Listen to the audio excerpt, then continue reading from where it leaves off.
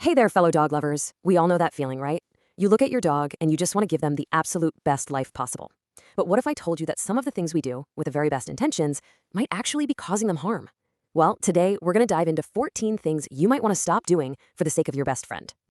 Yeah, I know. It's a really tough question to even think about. We love our dogs like family.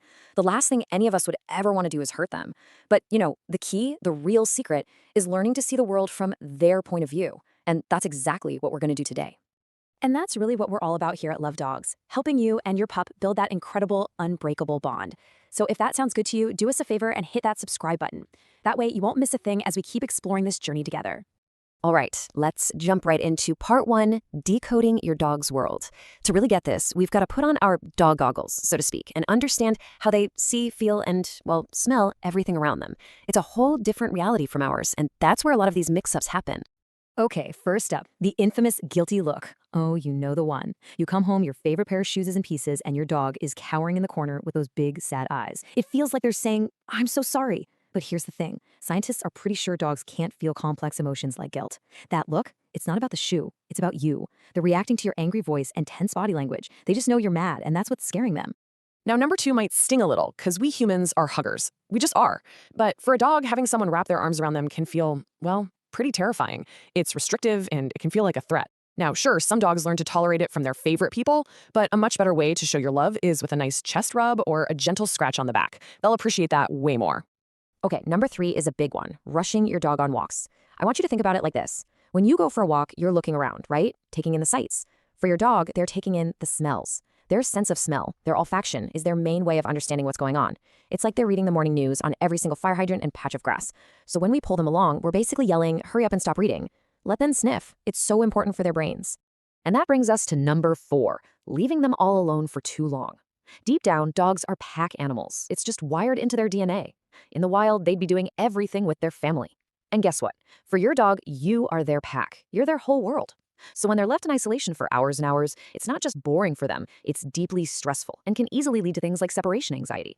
Following right on that idea is number five, using their crate as a punishment. Please, please don't do this. A crate should be their safe space, their own little den, not a doggy dungeon. The goal is to make them love their crate, to see it as a secure spot where good things happen. So never send them there when they're in trouble. Instead, make it awesome with a comfy bed and a special treat they only get inside. All right, so we've talked a bit about getting inside their heads. Now let's switch gears and talk about something just as important. In part two, we're covering everyday health and safety. These are some really practical, hands-on things we need to be aware of to keep our pups out of harm's way. Just look at this number for a second. 26,000. That is roughly how many collar-related injuries happen each year. It's a staggering number, and it leads us directly to mistake number 6, yanking on your dog's leash.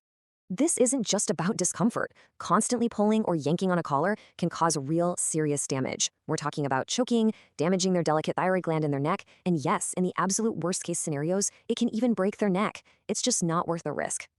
Here's number 7, and it's a huge one, especially in the summer. Check this out. When it's a nice, warm 85 degrees Fahrenheit outside for us, the pavement, the asphalt, can be a scorching 140 degrees. That's hot enough to literally fry an egg, and it can cause severe burns on your dog's paw pads. So here's an easy test. Place the back of your hand on the pavement for 5 seconds. If it's too hot for you, it is definitely too hot for them. Okay, number 8 is one we can't say strongly enough. Never leave your dog alone in a car. Not for a minute, not just to run in. A car is like a greenhouse. The temperature inside can shoot up 20 degrees in just 10 minutes. Dogs can't cool themselves down like we can, and a quick trip can turn into a tragedy before you know it. Please, just don't do it. So while we're on the topic of cars, let's talk about mistake number 9, letting them ride loose inside. It's so dangerous for everyone, but keeping them safe is easy. Just follow these 3 steps. First, get a good, crash-tested car harness or a secure carrier. Second, make sure they're all buckled in before you put the car in drive. And third, I know, they love it, but you have to keep their head inside the moving car. An eye injury from flying debris is no joke. Okay, moving on to our final section, part 3, care and feeding mistakes. This is all about the stuff we use on our dogs and the food we put in them. Let's get into it. Remember how we talked about a dog's sense of smell? Well, this chart really shows you how wild it is. It's thousands, even tens of thousands of times better than ours, which brings us to mistake number 10, using really strong scents around them. That perfume you love or that super strong air freshener, to your dog, it can be like getting blasted in the face with a fire hose of smells. It's just too much. This leads right into numbers 11 and 12, which is all about using human products on our dogs. Things like our shampoo can mess up the pH balance of their skin, and our toothpaste and sunscreen, they often have ingredients that are straight up toxic to dogs if they lick them off. Same goes for harsh cleaning chemicals. The rule is simple. If it's not made specifically for pets, it's best to keep it away from them.